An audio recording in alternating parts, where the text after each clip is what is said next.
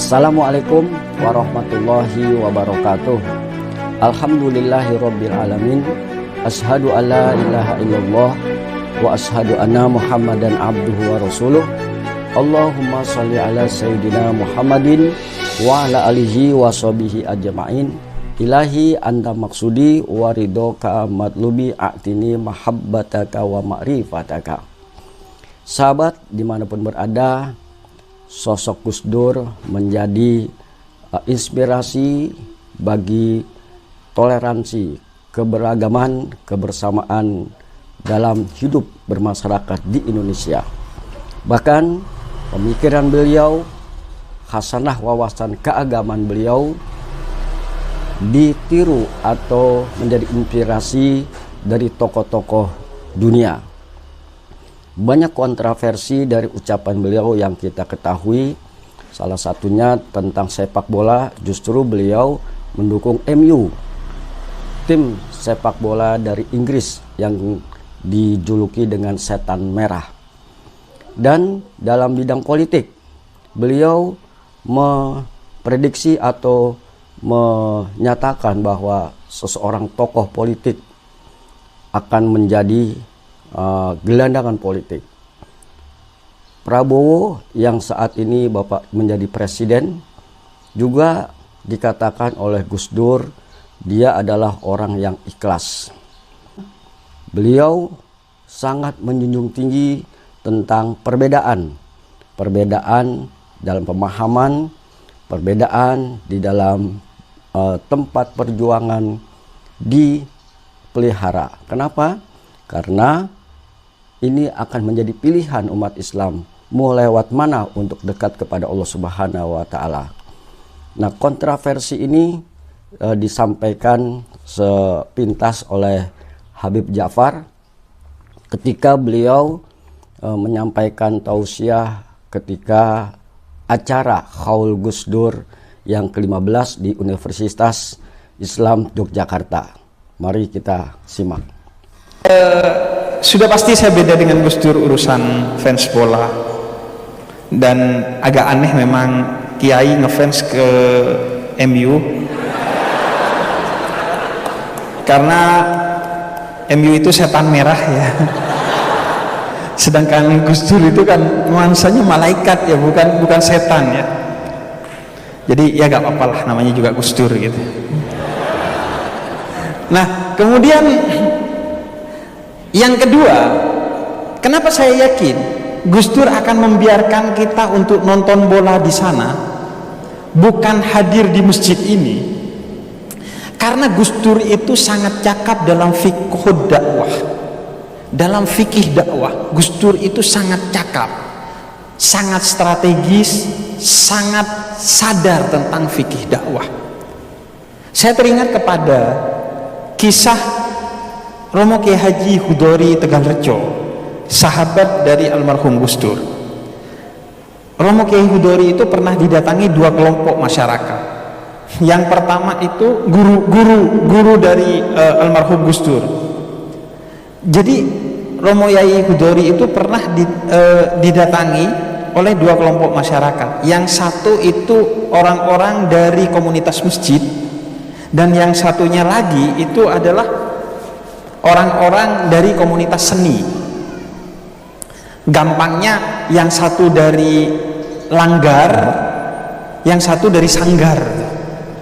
Iya kan? Sanggar itu seni, langgar itu tempat untuk aktivitas-aktivitas religius. Nah, mereka berdebat, nyaris berkonflik karena punya uang kas pas-pasan. Yang dari kelompok langgar ingin membangun masjid, yang dari kelompok sanggar ingin membeli gamelan. Kemudian mereka berdebat, nyaris berkonflik, akhirnya dibawa kepada Romo Yai Hudori Tegalrejo. Dan sudah pasti orang-orang masjid pede bahwa Romo Yai akan membela mereka untuk uang itu digunakan bagi pembangunan masjid. Lagi bikin video. Tapi ternyata yang dilakukan oleh Romo Yai itu sebaliknya. Iya. Kata Romo Yai begini, sebaiknya uang itu kalau bisa dibagi dua, untuk pembangunan masjid dan beli gamelan, tapi gak bisa karena uangnya pas-pasan. Akhirnya kata Romo Yai, ya sudah, uang itu digunakan saja untuk membeli gamelan. Ini jawaban yang di luar ekspektasi orang-orang masjid, karena Romo Yai Hudori justru membela kelompok seni dan budaya yang ada pada saat itu. Tapi kenapa? Landasannya adalah fikih dakwah. Fikih dakwah itu prinsipnya 3, sebagaimana ketika salah seorang sahabat Nabi, Mu'ad bin Jabal, diutus ke Yaman untuk berdakwah oleh Nabi Muhammad. Pertama, menggembirakan, tidak menakut-nakuti. Kemudian yang kedua, itu memudahkan, bukan menyulitkan. Dan yang ketiga, mempersatukan, bukan mencerai-beraikan. Dan itulah yang dilakukan oleh Romo Yai Hudori. Beliau tahu pertama bahwa orang-orang masjid itu pasti percaya kepada beliau sebagai kiai. Apapun keputusannya pasti ditaati dan tidak disuudzoni. Yang kedua, beliau tahu bahwa kelompok religius ini seharusnya lebih bisa diandalkan dan lebih dewasa dari kelompok seni dan budaya. Dan yang ketiga, beliau tahu bahwa kalau sekarang yang dibeli adalah gamelan, tidak lama lagi suatu hari masjid akan dibangun bukan hanya oleh kelompok orang-orang masjid, tapi kelompok orang-orang masjid yang didukung penuh oleh kelompok orang-orang yang bermain gamelan tadi, karena pendapatnya telah dijunjung dan dihargai oleh Romo Yai Hudori. Dan yang keempat, lantaran masjid itu gak butuh bangunan sebenarnya. Dimanapun kata Nabi Muhammad kita beribadah, maka itu adalah masjid bagi orang-orang yang beriman, kecuali itu kuburan dan kamar mandi. Jadi akhirnya benar, tidak lama dari sana komunitas gamelan ini sumbangan lagi, mengajak komunitas seni bikin konser untuk pembangunan masjid. Akhirnya gamelannya dapat, masjidnya juga terbangun. Inilah fikih dakwah yang kemudian dipegang erat oleh almarhum Gus Dur. Bagaimana Gus Dur itu selalu menjadi duta rahmatan lil alamin, bukan hanya kepada orang-orang baik, tapi kepada juga orang-orang yang belum baik.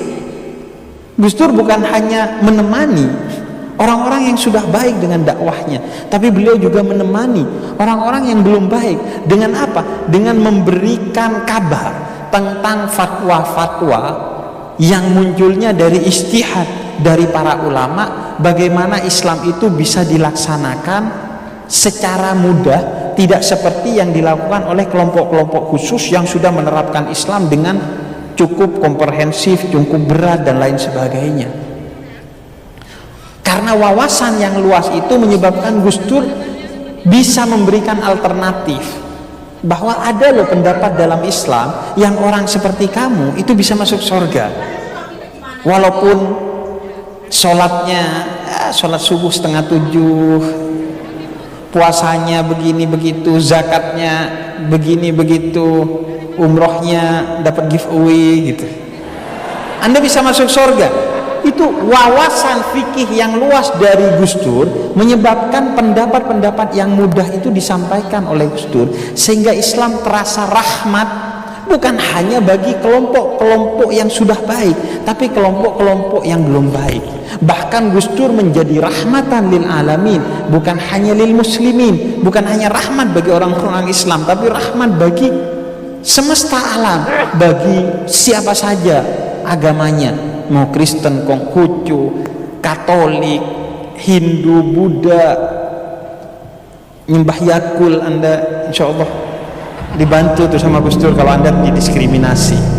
Dan bagi semua makhluk Tuhan. Karena kenapa? Karena wawasan yang begitu luas dari Gus Dur. Dan memang itulah gunanya dari perbedaan. Kata Khalifah Al-Mansur ketika ditanya, kenapa engkau membiarkan perbedaan itu hidup dalam kepemimpinanmu?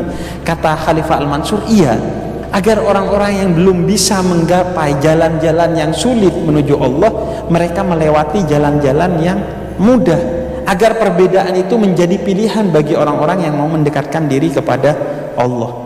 Dan itulah yang menyebabkan kenapa hidup kita jadi repot setelah Gus Dur meninggal.